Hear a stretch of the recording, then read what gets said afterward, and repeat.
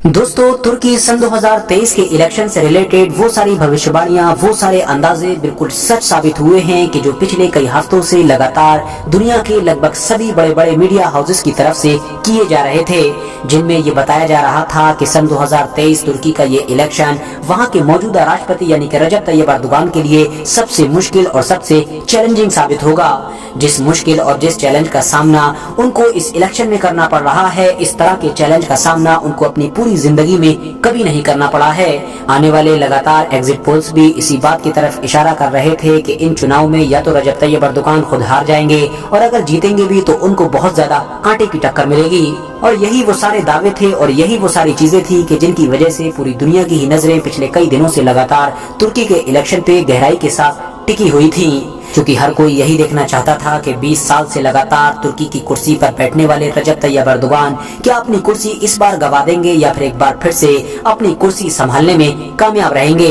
फिलहाल इन तमाम चीजों के बीच 14 मई के दिन इलेक्शन हुए, पूरा दिन वोटिंग हुई और उसके बाद शाम से ही उसके रिजल्ट आने भी शुरू हो गए। शुरू में तो रिजल्ट से रिलेटेड जो रिपोर्ट्स निकल कर आ रही थी उसमें रजब तैयब एर्दोगान अच्छे फासले के साथ आगे चल रहे थे। जहां एक तरफ रजब तैयब एर्दोगान के पास लगभग 54 से 55% वोट दिखाई दे रहा था, तो वहीं दूसरी पोजीशन पर मौजूद नेता के पास सिर्फ और सिर्फ 41 से 42% वोट ही नजर आ रहा था। याद रहे कि ये जो सेकंड पोजीशन पर नेता हैं, इनका नाम है केमाल किलिचदारोग्लू और यही वो नेता हैं कि जो रजब तैयब एर्दोगान को इस इलेक्शन में सबसे ज्यादा और सबसे कड़ी टक्कर दे रहे हैं। मगर फिर जैसे जैसे वक्त गुजरता गया और जैसे जैसे बाकी बचे हुए वोट्स की काउंटिंग से रिलेटेड रिपोर्ट्स आती रही, वैसे वैसे रजब तैयब एर्दोगान का ग्राफ गिरता चला गया और आखिर में नतीजा ये हुआ कि जिस वक्त मैं ये वीडियो रिकॉर्ड कर रहा हूँ, इस वक्त तक 99% यानी 99% से भी ज्यादा वोट्स काउंट हो चुके हैं। और इस काउंटिंग के बाद यानी इस पूरी गिनती के बाद जहां एक तरफ रजब तैयब एर्दोगान के पास 49.3% वोट है यानी कि 49.3% वोट है,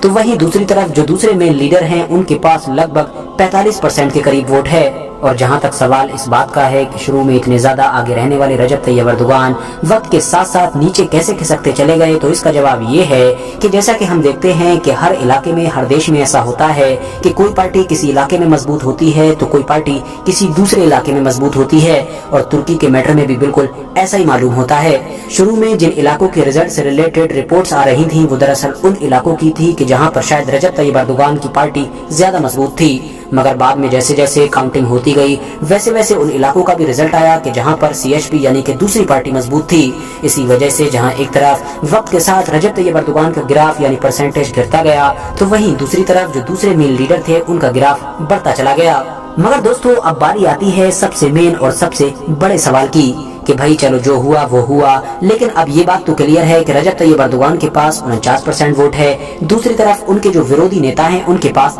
45% वोट है। तो इसको देखकर भी क्लियरली पता चलता है कि रजब तैयब एर्दोगान इलेक्शन जीत चुके हैं। किसी भी कैंडिडेट के पास जब ज्यादा वोट होते हैं तो जाहिर सी बात है वो ऑटोमेटिकली जीत ही जाता है। मगर उसके बावजूद भी हम देख रहे हैं कि हर तरफ अभी भी कंफ्यूजन का माहौल बना हुआ है। ना तो अभी तुर्की के किसी लीडर ने ऑफिशियली अपनी जीत डिक्लेयर की है और न ही न्यूज वगैरह पर इस तरह की कोई चीज दिखाई जा रही है, बल्कि अभी भी हर कोई यही दिखा रहा है कि कड़ी टक्कर है, कड़ी टक्कर है। और इन सारी खबरों ने लोगों को बहुत ज्यादा कंफ्यूज कर रखा है। लोग यही सोच रहे हैं कि आखिर इतनी ज्यादा वोट्स लाने के बावजूद भी रजब तैयब एर्दोगान को जीता हुआ क्यों नहीं माना जा रहा है। आखिर अभी भी सारे मीडिया हाउसेस, सारे पत्रकार यही दिखाने की कोशिश क्यों कर रहे हैं कि रजब तैयब एर्दोगान बड़ी मुश्किल में फंसे हुए हैं और हो सकता है कि वो इस इलेक्शन को हार भी जाएं। पर्सनली मुझसे भी पिछले कई घंटों से लगातार बार बार लोग अलग अलग सोर्सेज से यही सवाल पूछ रहे हैं कि भाई आखिर तुर्की में चल क्या रहा है, आखिर रिजल्ट कब आएगा, आखिर किस तरह से जीत तय होती है, आखिर ये सारी कंफ्यूजन